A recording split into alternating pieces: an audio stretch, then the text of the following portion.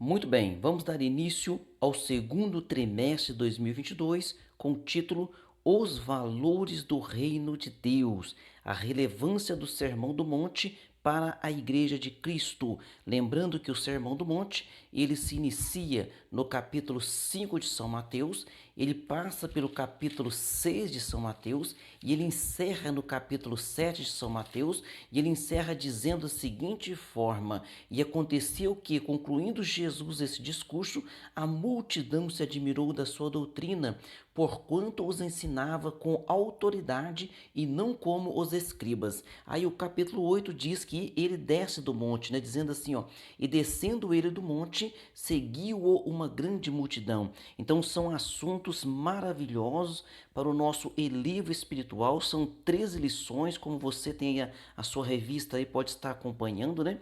E nós vamos começar na lição de número 1 com o título O Sermão do Monte e o caráter do reino de Deus. Então, na lição de número 1, o texto áureo diz: Bem-aventurados sois vós quando vos injuriarem e perseguirem e mentindo disserem todo mal contra vós por minha causa. São Mateus capítulo 5, versículo 11, verdade prática.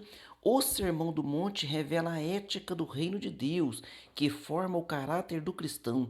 Para quem deseja ser chamado discípulo de Jesus, não há alternativa, não há alternativa senão praticá-lo. Então nós temos que colocar em prática o Sermão do Monte, as orientações ali dadas pelo nosso Senhor Jesus Cristo. Então, durante esses 3 meses, são 13 lições, então nós vamos estar acompanhando e falando, tá, a respeito. A leitura bíblica em classe se encontra em São Mateus, capítulo de número 5, versículo 1 ao 12, e o objetivo desta lição, na sua primeira parte, analisar a estrutura do Sermão do Monte. Na segunda parte, correlacionar as bem-aventuranças com caráter cristão. E na terceira parte, afirmar a bem-aventurança do cristão. Então vamos aqui para a nossa introdução, onde diz: o tema desse trimestre é o Sermão do Monte ou Sermão da Montanha, considerada a alma do Evangelho. O ensino que Jesus transmitiu no monte se destaca pela sua dimensão prática e revela a essência de um verdadeiro seguidor de Cristo. Então olha como é importante, né, esse estudo que nós vamos estar realizando, né? Então este estudo ele vai mostrar o que ele revela o lado ético do divino reino e também amar o próximo. Então, quando nós estudamos ali o sermão dado por Jesus naquela montanha, todo aquele sermão, né, capítulo 5, capítulo 6, capítulo 7, nós vamos ver como nós devemos nos portar diante de Deus e também diante do próximo. Então, o Sermão do Monte é um convite para praticar o que Jesus ensinou, porque ser cristão não é nomenclatura, ser cristão é porque faz o que Cristo fazia ou o que Cristo faria em nosso lugar. Nós temos que sempre pensar desta forma, amém? Parte primeiro da nossa lição, a estrutura do Sermão do Monte. A estrutura do Sermão do Monte. No item 1, por que Sermão do Monte? A introdução do capítulo 5 de São Mateus, né? Os 2 primeiros versículos anunciam o título, então, do Sermão do Monte. De acordo com Mateus 8:1 e 8:1, versículo 5 também, e Lucas capítulo 7, versículo 1, é admissível que esse monte estivesse perto de Cafarnaum. Geograficamente, disse que ele estava situado a 6,5 km a oeste do Mar da Galileia e 13 quilômetros do oeste de Cafarnaum. Então, no Monte do Sermão, no monte ali do sermão, nosso Senhor se assentou e ensinou os seus discípulos. Então, nesse monte a qual Jesus se assenta ali, então ele se assentou de uma maneira que ele estava mais ao alto e os discípulos ficou ao seu redor assentados e por vezes a multidão se assentou ali perto de Jesus, e quando Jesus falava, a sua voz alcançava a todos que estavam ali presentes, e todos eles ficaram atentos, né, a essa doutrina. Tanto é que o capítulo 7, quando encerra, o Sermão do Monte começa no capítulo 5, no capítulo 7, quando encerra, diz que eles ficaram maravilhados, né, porquanto os ensinava com autoridade e não como os escribas. Então os escribas ensinavam, dizia, né, falava sobre as regras da lei, mas eles nunca ouviram alguém ensinar com aquela autoridade. Então diz aqui, admirou-se da sua doutrina, do modo que ele ensinava. No item 2 que da primeira parte, a estrutura do Sermão do Monte. Isso aqui é muito importante, viu, irmãos? Para alguns estudiosos, o Sermão do Monte se fundamenta na narrativa que começa em Mateus capítulo 1 e versículo 4 ao 16. Ali começa a falar o quê? Da genealogia de Jesus. Então, ó, o desdobramento dela envolve a genealogia de Jesus. Então, quando Jesus vai fazer o Sermão do Monte, quando Mateus vai escrever sobre o Sermão do Monte, antes, quando Mateus começa o Evangelho, ele começa falando sobre a genealogia de Jesus. Para quê? Para provar que Jesus, ele é o leão da tribo de Judá. Para provar que Jesus, né, ele é o descendente ali de Abraão. Então, ele é o Messias, para provar desta forma. Então, veja bem, o desdobramento dela envolve a genealogia de Jesus e os 7 cumprimentos proféticos que aparecem nesse Evangelho. Então, Mateus, ele coloca os 7 acontecimentos proféticos que os profetas tinham predito e que se cumpriu em Jesus. Então, primeiro, Emanuel. Então, ele está dizendo que o nome dele seria Emanuel. Ele está citando a profecia. O nascimento em Belém, citando a profecia. O chamado do Egito, citando as profecias. O choro de Raquel, né? Quando o Herodes manda matar as crianças de 2 anos para baixo. Então, Mateus lembra que esse episódio estava profetizado. Chamado de Nazareno. Então, ele lembra que quando ele foi morar na cidade de Nazaré, o profeta havia escrito que ele seria chamado Nazareno. 6. João Batista, uma voz no deserto, a voz que clama no deserto, também estava profetizado. E por sétimo, uma grande luz. Então está lá em São Mateus 4, versículo 14 ao 16. Então está citado aí todos os versículos para vocês acompanhar. Mateus então vai provando que tudo que os profetas falaram se cumpriu em Jesus. Assim, toda essa estrutura, né, precede os 5 grandes discursos, que quando Jesus senta no monte ali para ensiná-los, Jesus faz 5 grandes discursos. Primeiro, as bem-aventuranças no capítulo 5, versículo 3 ao 12. Segundo, sal e luz, né, citando que o crente é o sal da terra e a luz do mundo, capítulo 5, versículo 13 ao 16.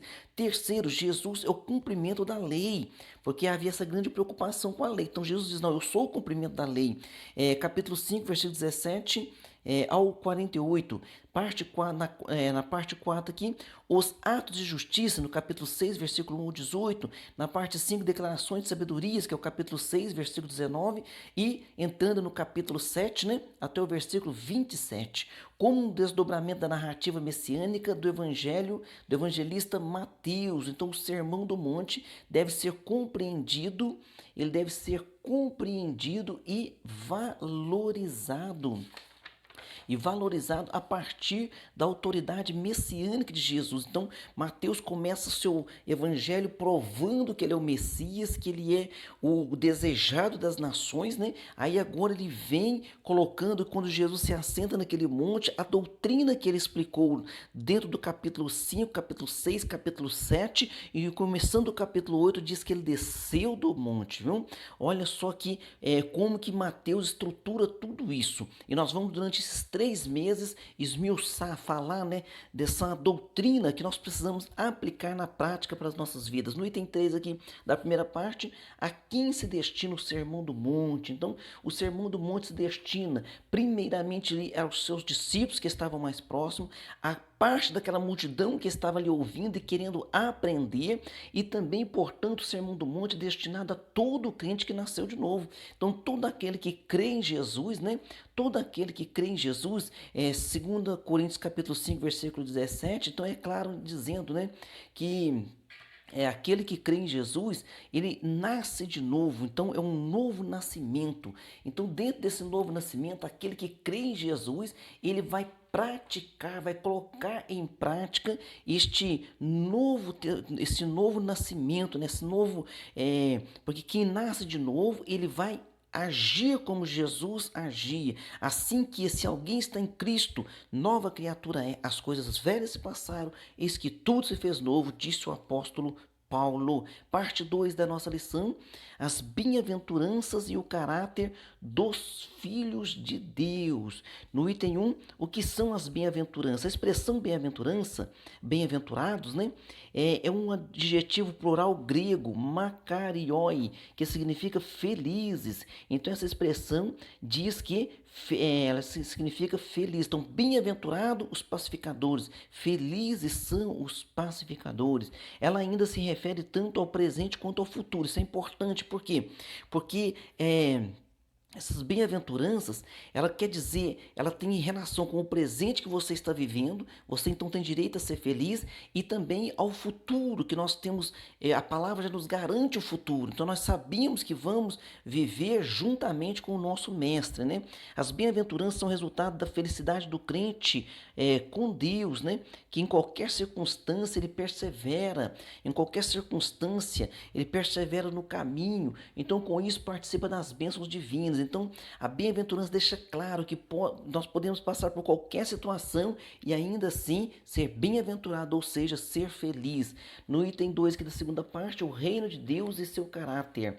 No Evangelho de São Mateus, identificamos a chegada do reino de Deus. Então, Jesus, ele traz a chegada do reino de Deus, ele prega o reino de Deus, ele deixa bem claro, ele diz assim, ó, o reino de Deus está entre vós e o reino de Deus está em vós. Então, quando nós nos reunimos para adoração, ele diz, o reino de Deus está entre vós e o reino de Deus está em vós, está dentro de nós, viu? A expressão reino de Deus declara a soberania, reinado e governo de Deus atuando em tudo, em tudo. Então, o reino de Deus é porque Deus, ele reina em tudo. Podemos ainda destacar pelo menos 4 conceitos, viu? Que se refere a essa expressão na Bíblia. Na letra A, o reino no coração. Então, o reino de Deus está dentro de nós, em nosso coração. Nós temos essa alegria. Letra B, a chegada do reino de Deus como salvação. Então, quando a pessoa se entrega a Jesus, ela é salva, ela experimenta, né? Ela experimenta dessa felicidade. Letra C, a igreja, a expressão do reino de Deus. Então, a igreja na terra, ela é a expressão do reino de Deus. Muitas vezes as pessoas olham o crente, né, caminhando, o crente indo para a igreja, eles imaginam até que o crente não tem problema, mas esse crente não deve ter problema, ele deve ter muito dinheiro, nada, o crente tem problema, não tem dinheiro e segue feliz caminhando porque Cristo está ao seu lado. Letra D, toda a criação e a volta do Senhor. Então a imagem bíblica do governo de nosso Senhor está em que o universo será redimido. Então nós cremos que esse reino de Deus, ele já está entre nós, já está em nós, e que também haverá, em Apocalipse 21 é bem claro em dizer, haverá um novo céu e nova terra. E também nós sabemos que antes que esse novo céu e nova terra venha se estabelecer, Jesus também vai governar aqui nesta terra durante o milênio. Então todas essas promessas fazem parte da bem-aventurança, fazem parte da nossa alegria. Por quê? Nós estamos alegres porque temos Jesus e estamos alegres porque vamos morar com Jesus, reinar com Jesus e morar com Jesus. No item 3 aqui, no item 3 da segunda parte, os súditos do reino de Deus. Então, os súditos do reino de Deus somos nós, né? Os súditos do reino de Deus. A primeira sessão do Sermão do Monte, no capítulo 5, do verso 1 ao 12, destaca 8 qualidades que formam o caráter do súdito. Então, o súdito do reino de Deus, o que eles têm? Primeiro, quebrantamento. Segundo, choro, ou seja, colocam lágrimas diante de Deus, né? Terceiro, a mansidão. Quarto, a retidão, justiça. Quinto, a misericórdia. Sexta, a pureza. Sétimo, a pacificação. E oito, a perseguição por causa dos valores do reino. Por causa dos valores, viu? Hoje tem se mudado muito os valores. Então hoje, quem é ético, quem preza pela moral, pelos bons costumes, né? Quantas das vezes é criticado na escola, no dia a dia, falar, mas você quer ser certinho demais? Não é ser certinho demais, porque ninguém é certinho demais, ninguém é bom demais. Jesus Cristo mesmo disse que bom é só o Pai, mas nós temos que procurar fazer a vontade de Deus e estar em obediência. Amém? Parte 3 e última da nossa lição, somos bem-aventurados. No item 1, a beatitude na vida dos salvos. No item 2, a prova de que o cristão é bem-aventurado. No item 1, a beatitude na vida dos salvos. Salvo em Cristo, o seguidor de Jesus o seguidor de Jesus vive a beatitude. Ele vive a beatitude do Sermão do Monte. O que é a beatitude? Isso é o estado permanente de perfeita satisfação e plenitude, estado de felicidade e serenidade. Olha só o que Deus traz para nós, viu?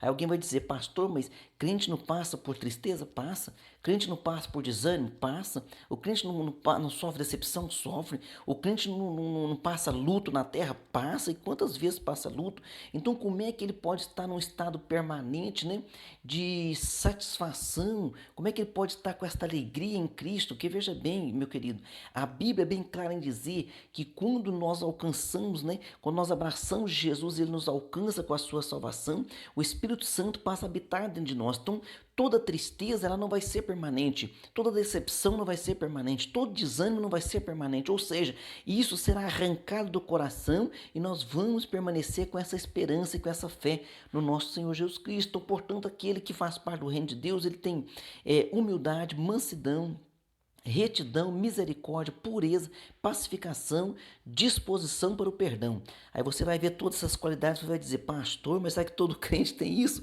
Veja bem, querido, é igual nós falamos quando nós falamos do fruto do Espírito. Então nós vamos ver as qualidades do fruto do Espírito, há qualidade em nós que precisa ser amadurecida. Então há qualidade em nós que está faltosa. Nós precisamos admitir isso, pedir perdão a Deus e procuramos o quê? Temos que nos aperfeiçoar a cada instante. Amém? No item 2 que dá a última parte, a prova de que o cristão é bem-aventurado. O cristão que pratica as 8 beatitudes, né, que nós falamos ali do Sermão do Monte, ele domina o seu eu carnal, ou seja, a sua carnalidade, porque todos nós temos carnalidade, temos a carne, temos o eu, né? E a Bíblia é bem clara em dizer que existe o que? Existe a concupiscência da carne, a concupiscência dos olhos, então existe a vontade dentro de nós para a prática do mal. Nós precisamos dominar e precisamos reduzir esta vontade, né? E como que se reduz a vontade da carne? É se alimentando o espírito, é dando mais vazão para as coisas que são de Deus, para as coisas que são espirituais. Assim, no Sermão do Monte, Jesus Cristo ensina que a verdadeira felicidade nada tem a ver com as coisas do homem moderno hoje. Quais são as coisas do homem moderno? Dinheiro, ambição e poder. Não, a felicidade que se revela, a felicidade verdadeira, bíblica, se revela em amar o inimigo, bem dizer quem te maldiz. Então, nós precisamos colocar isso em prática, né? Faz o bem ao que o odeia e ora pelos que o maltratam e perseguem. Aí fala, pastor, mas será que tem alguém fazendo isso? Tem, aquele que ama Jesus. Então, às vezes, você tá com uma dificuldade com alguém, né, naquela falta de perdão, você vai orar e o Senhor começa a modificar o coração e a gente começa a desejar o bem para aquela pessoa e passando a sentir muita paz no coração. Só Cristo pode fazer isso. Conclusão, o Sermão do Monte é a base ética do reino de Deus, viu? Se cada crente fizesse do Sermão do Monte o seu norte ético de vida, as polêmicas não teriam lugar entre nós, não haveria espaço para meras opiniões intelectivas, visto que o propósito desse sermão é que cada crente seja como Deus quer que ele seja. Então nós iríamos ter mais compreensão, mais amor. Quando o nosso irmão chegasse na igreja, nós iríamos ter muito mais paciência com ele, até que ele vá se aperfeiçoando e nós vamos uns ajudando os outros, né? Vamos para nossas perguntas. Pergunta 1. O que a introdução do capítulo 5 de Mateus anuncia? Então, na introdução do capítulo 5 de Mateus, né, os 2 primeiros versículos anunciam o título do Sermão do Monte. Naqueles 2 primeiros versículos diz que Jesus sobe ao monte e começa então a falar ali, a relatar ali aquela doutrina maravilhosa que nós vamos estudar durante todos os 3 meses. Viu?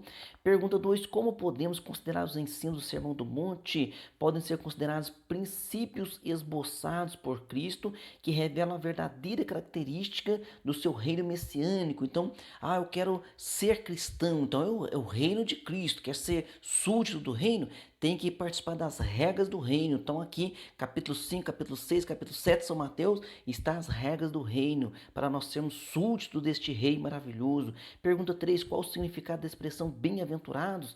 Então a expressão bem-aventurado é um adjetivo plural grego,